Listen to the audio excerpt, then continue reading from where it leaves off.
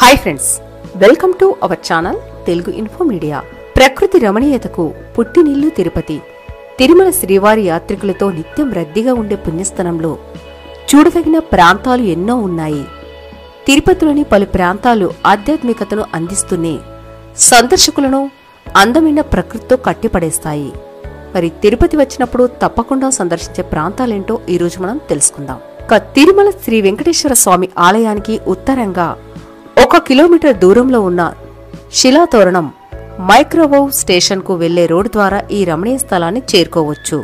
శిథిలత్వం, నీటి కోతల ప్రభావం కలిసి ఉన్న స్ఫటిక శిలలపై పడడం వల్ల ఈ సేతు ఏర్పడిందని చెప్పవచ్చు.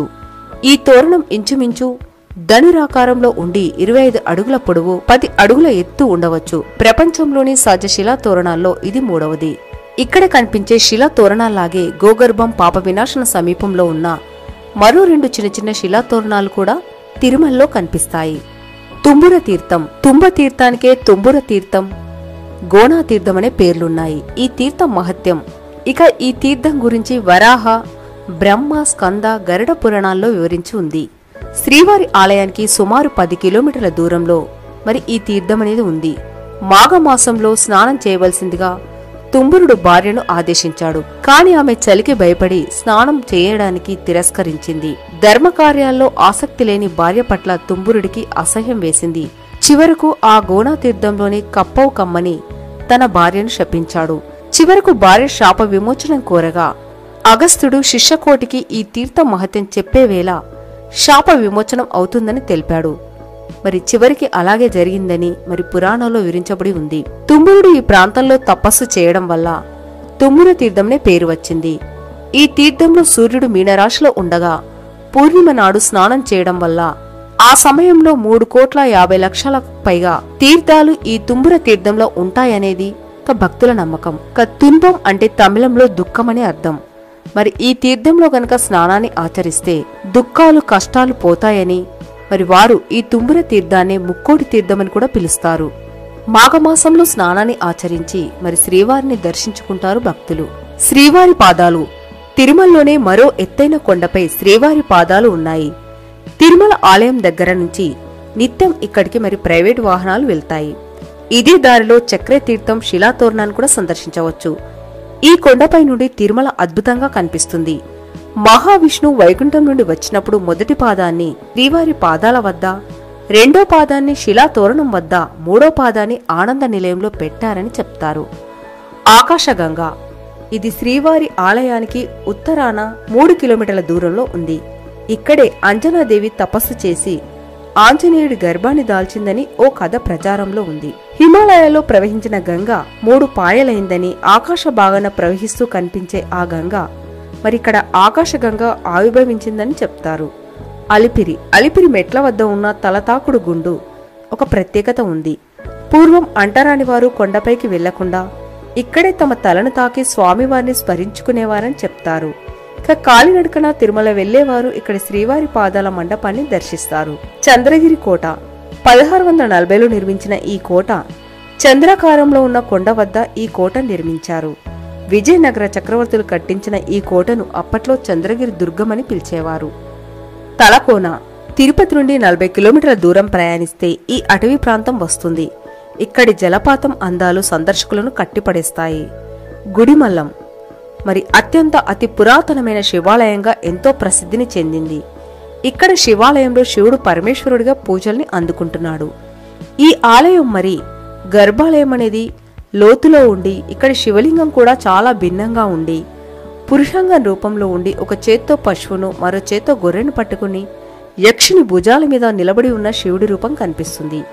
మరి ఈ ఆలయం గురించి ఎన్నో కథనాలు ప్రచారంలో ఉన్నాయి. కపిల తీర్థం. తిరుపతి నుండి తిరుమలకు వెళ్లే దారిలో శేషాద్రి కొండకు దిగువగా ఈ తీర్థం ఉంది. తిరుమల వైష్ణవ క్షేత్రంలో వెలిసిన ఈ శైవక్షేత్రం కూడా తిరుపతిలో ప్రసిద్ధి చెందింది. కృతాయుగంలో పాతాళలోకంలో కపిల మహర్షి చేత పూజలను అందుకున్న కపిలేశ్వర స్వామి భూమిని చీల్చుకొని ఇక్కడ వెలిసారని అంటారు. ఇక్కడ వెలిసిన లింగాన్ని కపిలలింగమని పిలుస్తారు. తిరుమల కొండలపై నుండి జాలువారే జలపాతం ఇక్కడి కొలను సందర్శకులను విశేషంగా ఆకర్షిస్తుంది. గోవిందరాజస్వామి దేవాలయం. తిరుమలలో శ్రీ వెంకటేశ్వర స్వామిని దర్శించుకున్న భక్తులు తప్పకుండా ఈ ఆలయానికి విచ్చేస్తారు. శ్రీవారికి పెద్దన్నగా కొల్చే గోవిందరాజుల విగ్రహం కింద పెద్ద కుంచె ఉండటం విశేషం. శ్రీనివాసుడి వివాహానికి కుబేరుడి వద్ద తీసుకున్న రుణం తీర్చేందుకు ధనాన్ని కొలుస్తూ అలసిపోయిన గోవిందరాజులు కుంచెం తలకింద పెట్టుకుని విశ్రమించారని చెప్తారు. కోదండ రామాలయం. సీతారాముల విగ్రహంలో సీతమ్మ రాముడికి ఎడంవైపు ఉంటారు, కానీ ఇక్కడ కుడివైపున ఉంటారు.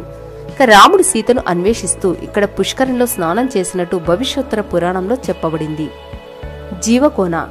కపిల తీర్థానికి కొద్ది దూరంలో జీవకోన ఉంది. ఇక్కడ ప్రకృతి సిద్ధంగా ఏర్పడిన శివలింగాలను అక్కడి ప్రకృతి సందర్శకులను కట్టిపడేస్తుంది. నారాయణవనం. తిరుపతికి 40 కిలోమీటర్ల దూరంలో ఉన్న ఈ ప్రాంతంలో శ్రీ కళ్యాణ వెంకటేశ్వర స్వామి ఆలయం ఎంతో ప్రసిద్ధి చెందింది. ఆకాశరాజు కూతురైన పద్మావతికి కలియుగ దైవమైన శ్రీనివాసుడికి ఇక్కడే వివాహం జరిగిందని ఇతిహాసాల్లో పేర్కొన్నారు. ఇక్కడికి దగ్గరలోని అవనాక్షమ్మ ఆలయం కూడా ఉంది. ఈ అవనాక్షమ్మ ఆలయంలోనే ఆకాశరాజు ప్రతిరోజు అమ్మవారిని దర్శించుకున్న తర్వాతే కార్యకలాపాలు నిర్వహించేవారని, పద్మావతి దేవి పెళ్లికూతురు సమయంలో అవనాక్షమ్మ ఆలయంలో గౌరీ పూజ చేసిందని ఇతిహాసాల్లో పేర్కొనడం జరిగింది. శ్రీనివాస మంగాపురం. తిరుపతికి 12 కిలోమీటర్ల దూరంలో ఈ ఆలయం ఉంది. నారాయణవనంలో పద్మావతి దేవిని వివాహమాడిన వెంకటేశ్వర స్వామి తిరుమలకు వెళ్తూ ఇక్కడ విశ్రాంతి తీసుకున్నారని చెప్తారు. ఇక్కడ కళ్యాణ వెంకటేశ్వరుడు భక్తులను విశేషంగా ఆకట్టుకుంటాడు. అలివేలు మంగాపురం. తిరుపతికి 5 కిలోమీటర్ల దూరంలో ఉన్న ఈ ప్రాంతాన్ని తిరుచనూరు అని కూడా అంటారు. తిరుమల దర్శనం చేసుకున్న భక్తులు తప్పకుండా ఈ ఆలయాన్ని దర్శిస్తారు. ముక్కోటి. ఈ ఆలయం తిరుపతికి 5 కిలోమీటర్ల దూరంలో స్వర్ణముఖి నది ఒడ్డున ఈ శివాలయం ఎంతో ప్రసిద్ధి చెందింది. శ్రీకాళహస్తి. తిరుపతికి 40 కిలోమీటర్ల దూరంలో ఉన్న పుణ్యక్షేత్రం. దేశంలోని ప్రాచీన పంచభూత లింగాల్లో 4వది. ఈ ఆలయం భక్తులను విశేషంగా ఆకట్టుకుంటుంది. రాహుకేతు దోషాలకు విశేషమైన పూజలు జరుగుతాయి. గ్రహణ సమయంలో కూడా తెరిచి ఉంచే ఏకైక ఆలయం శ్రీకాళహస్తి. కాణిపాకం. తిరుపతికి సుమారు 70 కిలోమీటర్ల దూరంలో ఉన్న కాణిపాకంలో స్వయంభూ వరసిద్ధి వినాయక స్వామి దేవాలయం ప్రసిద్ధి చెందింది. పూర్వం ఇక్కడ నూతిలో నీరు అడగంటగా తవ్వకాలు జరిపారు. ఆ సందర్భంగా మరి ఒక నల్లని రాయి బయటపడింది. గుణవం దెబ్బకి రాతి నుంచి రక్తం రావడాన్ని గమనించారు. ఆ బావిలో నీరంతా రక్తం రంగులోకి మారింది. ఆ నీరు తాగిన వికలాంగులు ఆరోగ్యవంతులయ్యారు. దీంతో అక్కడే వినాయకుడు స్వయంభూగా వెలిసాడని చెప్తారు. మరి ఇప్పటికీ స్వామివారి విగ్రహం నూతిలోనే ఉంటుంది. సో ఫ్రెండ్స్, తెలుసుకున్నారు కదా, తిరుమలలో ఇవే కాకుండా చక్రతీర్థం, కపిలధార తీర్థం, ఎన్నో రకాల తీర్థాలు మరియు మరెన్నో ప్రకృతి రమణీయతను కట్టుపడేసే అద్భుతమైన దృశ్యాలనేవి మనం తిరుమలని సందర్శించినప్పుడు తప్పకుండా చూడవలసిన ప్రాంతాలుగా చెప్పుకోవచ్చు. సో ఫ్రెండ్స్, మరి ఇలాంటి ఎన్నో ఆసక్తికరమైన అంశాలు తెలుసుకోవాలంటే please subscribe our channel Telugu Info Media. For more interesting videos, please stay tuned with Telugu Info Media. Thanks for watching.